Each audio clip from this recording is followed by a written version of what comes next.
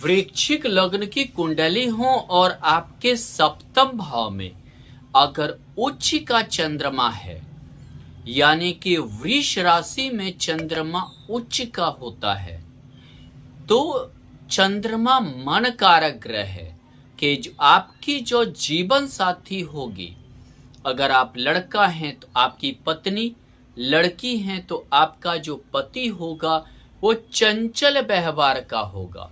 चंद्रमा चंचलता देता है, और जब उच्च का चंद्रमा होता है तो थोड़ा चंचलता देता है।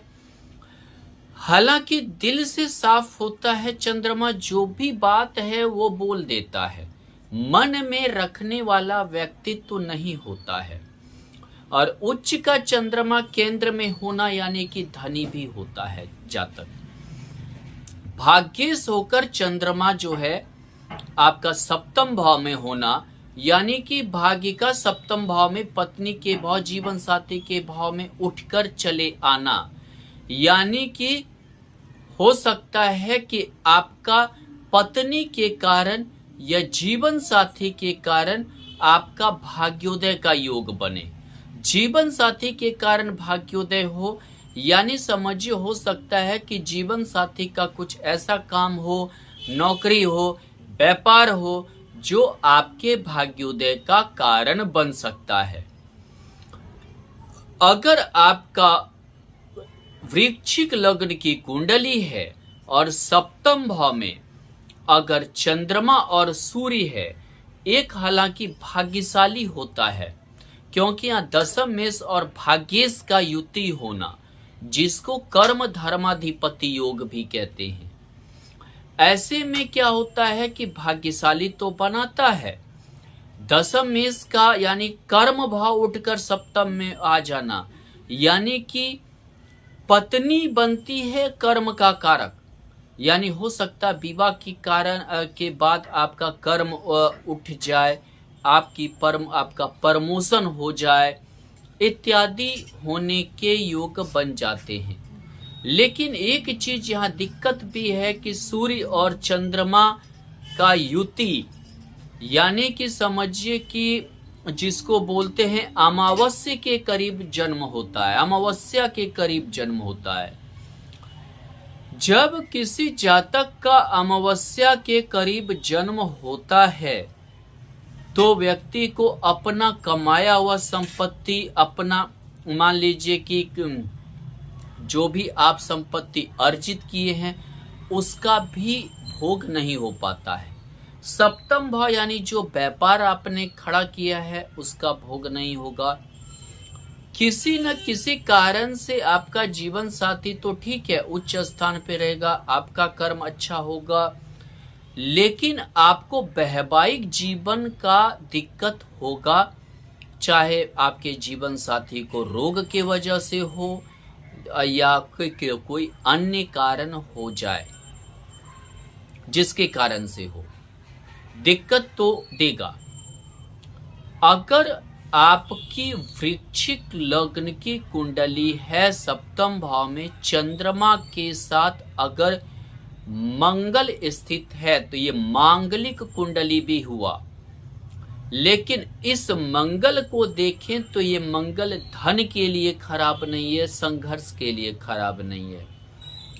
लेकिन ये मंगल जब भी सप्तम भाव में मांगलिक कुंडली बनता है तो ज्यादातर दिक्कत जीवन साथी से ही होता है। यानी आप अगर लड़का हैं तो आपकी पत्नी को आपसे ज्यादा दिक्कत होगा, अगर आप लड़की हैं आपके पति को आपसे ज्यादा दिक्कत होगा। कुछ व्यवहारिक दिक्कत आ सकता है, दशम में सूर्य के भाग्येश चंद्रमा के साथ है तो कुछ परेशानी अन्य कारण से आ सकता है, या एक दूसरे का स्वभाव व्यवहार अच्छा ना लगे, मेंटल रूप से आप दोनों एक दूसरे को नहीं अच्छी तरह जान पाए, यानी कि जिसको बोलते हैं हम लोग कि मतलब एक दूसरे को नहीं समझ पाना, इस टाइप के योग के कारण वैवाहिक जीवन में दिक्कतें आएगी। लेकिन यहाँ दोनों त्रिकोण का भी युति है, लग्नेश और भाग्येश का। इसीलिए धन लेकर कमी नहीं होगा, समझिए कि समृद्धि ज्यादा रहेगी, लेकिन एक दूसरे का अंडरस्टैंडिंग मांगलिक के कारण अच्छा नहीं होगा। यहां देखें तो मंगल षष्ठेश भी है, जो लड़ाई झगड़े के योग को बनाए रखेगा।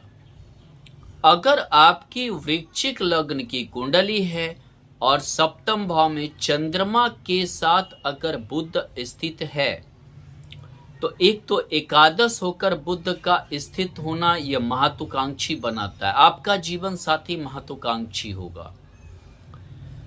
चंद्रमा के साथ जब भी बुध रहता है, जैसे सप्तम भाव में चंद्रमा के साथ बुध है, तो क्या होता है, छोटे छोटे चीजों पर बहुत ज्यादा डीप सोच लेना।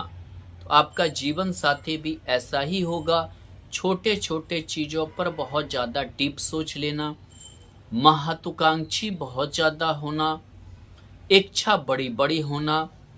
यहाँ देखे तो यहाँ अष्टमेश होकर भी चंद्रमा के साथ बुध है, तो ऐसे में जो है आपसे बहुत कुछ जैसे छिपाना, अपने जीवन साथी को, जैसे लड़की है तो मायके की ओर ज्यादा जो है ले जाना,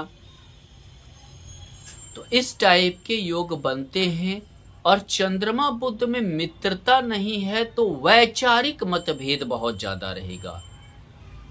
चंद्रमा मन है, बुध विचार है, ये मतभेद बहुत ज्यादा रहेगा। बहुत ज्यादा इस मतभेद के कारण परेशानी रह सकती है। अष्टमेश बुध है, हमेशा कुछ न कुछ जीवन साथी में परिवर्तन, व्यवहार में परिवर्तन इस टाइप की होंगे, जिससे परेशानी होगी। अगर आपकी वृश्चिक लग्न की कुंडली है और सप्तम भाव में चंद्रमा के साथ गुरु स्थित है, एक तो यहां देखें पंचमेश होकर गुरु चंद्रमा के साथ गज केसरी योग, एक अच्छा गज केसरी योग का निर्माण कर रहा है। हो सकता है आप का विवाह पढ़े लिखे जातिका से हो, लड़का है तो, लड़की है तो पढ़े लिखे लड़का से विवाह होगा। लव मैरिज भी हो सकता है, पंचम भाव का सप्तम भाव में होना लव मैरिज का योग बनाता है। यहां देखें तो द्वितीय एस का होना सप्तम भाव में थोड़ा पारिवारिक दिक्कत रहेगा। कभी कभी हो सकता है आप लव मैरिज कर लिए लेकिन परिवार वाला तैयार नहीं है, परिवार को समझाने में, एडजस्ट करने में परेशानी हो, मार्केस के कारण लंबे समय तक ऐसा परेशानी हो सकता है। लेकिन यहाँ एक अच्छा उच्च का गज केसरी योग के कारण आपका विवाह हो सकता है, आपसे ऊंची जाति में लव मैरिज हो, या आपका जो ससुराल होगा वो आपके से ज्यादा जीवन स्तर अच्छा होगा। लड़की है तो आपके मायके से आपके ससुराल का जीवन स्तर ऊंचा होगा। लड़का है तो आपका जो ससुराल होगा वो आपके घर से ज्यादा, समझिए कि जीवन स्तर ऊंचा रहेगा। या अगर ऊंचा जाति में शादी हो जाना, इस टाइप के योग बनते हैं। गुरु के कारण संस्कारी जीवन साथी मिलती हैं, और चंद्रमा गुरु का युति भाग्येश चंद्रमा है तो जीवन स्तर विवाह के बाद ऊंचा उठ जाता है, जीवन स्तर बहुत अच्छा हो जाता है। जो चीज संसाधन नहीं है वो धीरे धीरे संसाधन हो जाता है, जैसे घर द्वार वाहन इत्यादि के योग। अगर मान लीजिए आपकी वृश्चिक लग्न की कुंडली है और सप्तम भाव में चंद्रमा के साथ शुक्र स्थित है, सौकरी शुक्र हो गया, आपका जीवन साथी बहुत खर्चीली होंगे, बहुत खर्चीला, बहुत ज्यादा ब्रांडेड कपड़ा का शौक, महंगा घर का शौक, ब्रांडेड चीजों का शौक, इन चीजों से बहुत ज्यादा आप तबाह भी रहेंगे। द्वादशेश होकर शुक्र है, हो सकता है कि आपके जीवन में किसी और के एंट्री के कारण आपका वैवाहिक जीवन डिस्टर्ब हो, यानी पति पत्नी के बीच में किसी अन्य का प्रवेश हो जाना। एक्स्ट्रा मैटेरियल अफेयर आपके जीवन साथी का शुक्र के वजह से हो सकता है। चंद्रमा और शुक्र ऊंचा ख्वाब दिखाता है, लंबा योग भोग के दृष्टिकोण को दिखाने लगता है, जिसके कारण दिक्कत होता है। अगर आप लड़का हैं तो लड़का के लिए चंद्रमा और शुक्र कुंडली में अच्छा होना चाहिए। अगर सप्तम भाव में यहाँ हो गया तो पत्नी के अलावा भी एक्स्ट्रा मटेरियल अफेयर निश्चित चलेगा। किसी अन्य स्त्री से प्रेम संबंध निश्चित यहाँ हो जाते हैं। बहुत बार किसी अमीर स्त्री से भी होने का योग बन जाता है।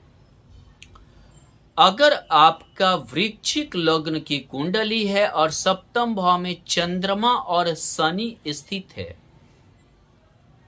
यहां शनि को अगर हम देखें,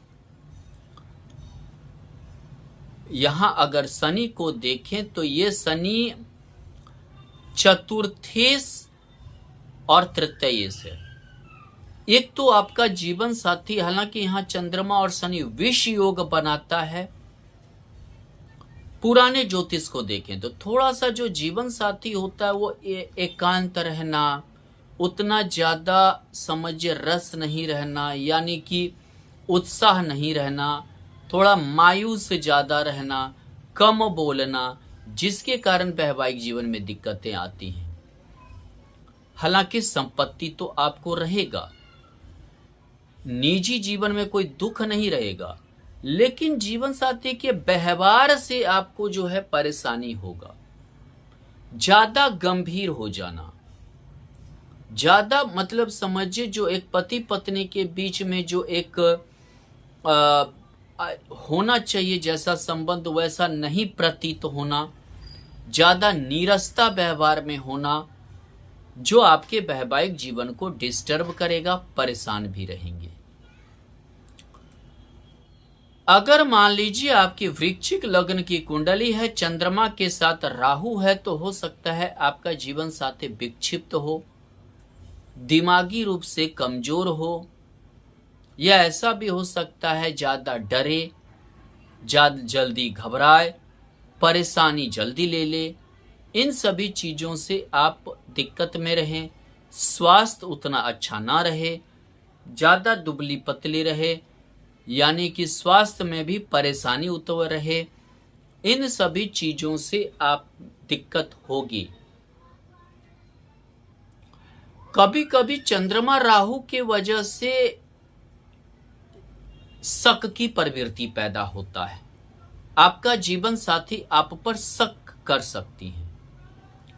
अगर आपका वृश्चिक लग्न की कुंडली है और सप्तम भाव में चंद्रमा के साथ अगर केतु स्थित है, तो ये समझिए कि आपका जीवन साथी आपको समझिए कि मन से ना चाहे, यानी कि ऐसे विवाह तो हो गया चलिए ठीक है, लेकिन मन उतना ना चाहे, या उनका मन विवाह का ना हो और परिवार वाला कर दिया हो, और जिसके कारण से जो है मन में जो इच्छा है वो चीज से के कारण क्या है, वैवाहिक जीवन में नीरसता हो, वैवाहिक जीवन में जो है नीरस प्रवृत्ति का आना शुरू हो जाए, पति पत्नी के बीच सामंजस्य ना बैठे, सामंजस्य किसी प्रकार का ना दिखे, और कभी कभी केतु के कारण त्यागने की भावना आ जाए, दूरी बन जाए, रहने में दूरी बन जाए।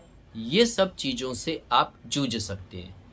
हालांकि चंद्रमा और राहु का युति हो या चंद्रमा या केतु का युति हो, ये ग्रहण योग भी कहते हैं, जिसके कारण वैवाहिक जीवन में किसी न किसी प्रकार से ग्रहण लग जाता है, चाहे वो कोई भी समझिए कि कारण बन जाए। धन्यवाद।